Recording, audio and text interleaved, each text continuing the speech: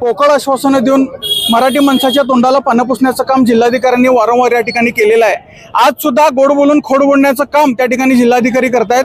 मी त्यांना आवाहन करू इच्छितो, त्यांनी जे सांगितलंय की इथं मराठी पत्रकं तुम्हाला मिळतील आणि महाराष्ट्राच्या सीमा भागामध्ये त्यांना कन्नड पत्रकं मिळतील, तर ती मागणी करायची आधीच महाराष्ट्रामध्ये सर्वत्र सीमा भागामध्ये कन्नड भाषा तिथल्या नागरिकांना ज्यांना कन्नड समजते त्यांना पुरवली जाते। परवाच मी मागच्या महिन्यामध्ये अक्कलकोटला दर्शनाला गेलो होतो।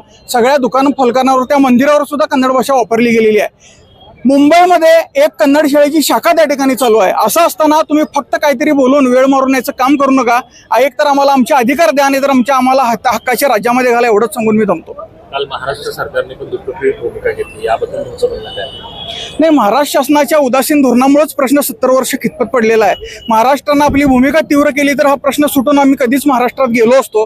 त्यामुळे महाराष्ट्रानं आपली उदासीन भूमिका सोडून कुठेतरी या प्रश्नाला चालना मिळावी आणि कर्नाटक ज्या पद्धतीने आपल्या अस्मितेसाठी काम करतंय, कर्नाटकाकडे काहीतरी शिकावं महाराष्ट्रानं, मी असं महाराष्ट्राला सल्ला देतोय।